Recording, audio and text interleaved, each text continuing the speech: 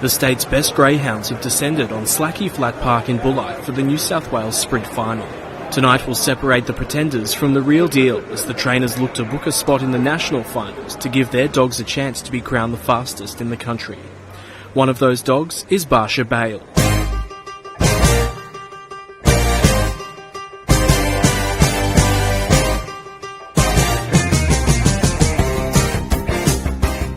Unbeaten in 11 starts, the son of Go Wild Teddy is looking to extend his streak. This sort of form is so rare in greyhound racing. When 8 dogs compete on a track with no designated lanes all chasing the one bunny, results become extremely unpredictable. But the dog that many refer to as the black caviar of greyhound racing will tonight look to not only advance to the national finals, but also write the next chapter in one of the great stories of the sport. He wants to win, and like any athlete, and once you lock the boxes, you know, you can't do anything other than just watch him go around. So he's obviously blessed with, you know, the good fast genes. Every time he wins, he's a closer step to getting beat. So, but you know, you just enjoy the ride, and track records and winning, you're not really all that worried about. You like to see them win, but you know, they can't win them all the time, except Black Caviar. Barcia exploded onto the scene earlier in 2012, smashing the previous track record at Bulli in his first race. It started what became a string of victories, with many labelling the lightning-fast dog unbeatable. In one of Barcia's last races before the sprint finals, he claimed another milestone, winning the Group 1 Hudson Pacific Maturity Classic and notching his 10th win from as many starts. Over 400 metres, he registered a time of 30.03, beating his little sister Barcia Bale by 3/4 of a length. Straight though, Barcia Bale, the leader, a length and a half in second placing there, Barcia Bale. About 4 lengths back, third came Hattie Bale. A long gap down to Comic Sands, followed further back then by Dinah Felbert. Out near the tail, Odie for now, getting Swizzerdime Geisha Girl. On the turn, Barcia Bale takes the lead now from Barcia Bale on the outside, having another crack, but Barcia Bale gets home. Despite sitting behind Barcia around the first turn, Barcia showed the type of motor that he's become so recognised for to take the impressive victory. Hattie Bale rounded off the trifecta that night, another dog from the Wheeler Kennel and part of the Bale bloodline that is synonymous with speed in the greyhound world. As Chris explains, it's not just a coincidence that dogs with the Bale name are so successful so often. It stems way back to Jindara Bale. That was probably before I got into greyhounds. She's been a foundation brood bitch for the Wheelers, and pretty much everything she's thrown, the daughters have replicated and thrown onto themselves. It should come as no surprise that Barcia is as quick as he is.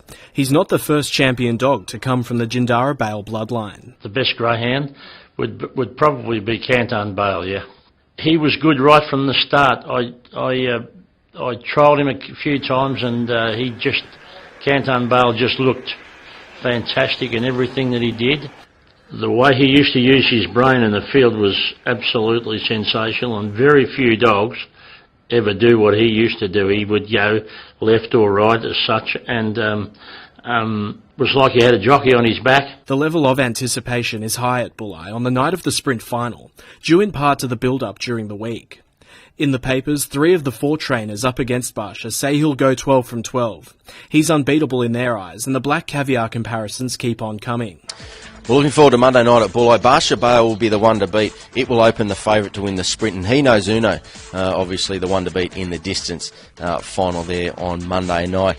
Only one trainer has a dog rated any chance of beating Barcia. Dave Righetti's exclusive one comes in unbeaten, but he's only run in 4 races and is flying under the radar compared to Barcia.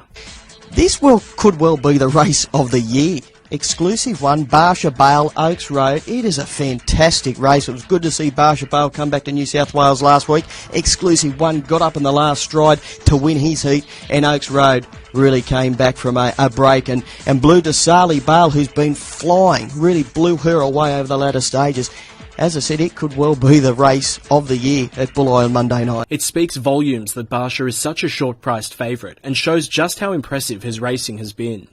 These are some of the fastest dogs in the state, and he's expected to make them look slow. Since day dot, he's always been a really, really good dog. Broke in really, he broke in as good as you can, and he's just continued to go on with it. His record's 11 from 11. He's got 2 track records. you wish you had a kennel full of them. So. Across and grabbed the lead. Exclusive one in front of Chisel to Sali Bale. They were followed by Barcia Bale. Oaks Road on the inside. Ahead of it, Hoover Boy Ritzer right of the tail ender. Barcia Bale's last on the corner. Around the bend, Exclusive one a length in front. Here's Hoover Boy down the outside. Exclusive one's kicked. Hoover Boy goes to second, but Exclusive one racing away. Despite the build-up and the expectation, Barcia ran last. As his trainer said, every time he wins, he's one race closer to losing, and this was the night that it happens. Exclusive One claimed the win and would go on to run third in the national final in Hobart. Barcia, despite qualifying, never made it to nationals. A broken hock during training saw him retired to studs. He only ran 2 more races after Bulli, winning both before the injury. What's the latest with Barcia Bale, Graham? Put him in the run on Saturday just to work him as I normally do, and he took off and took about 5 strides and stood there screaming and with his leg off the ground. Unfortunately, he's finished and he'll go to stud and begin another chapter of his life. He'll be real popular at stud and hopefully I might get some of his good pups later on. Most punters will say the retirement was well before his time, but at retiring he had an impressive record of 13 wins from 14 starts. His loss in Bulli on that chilly winter night would be his only one, and where he would have got to if not for the injury will never be known.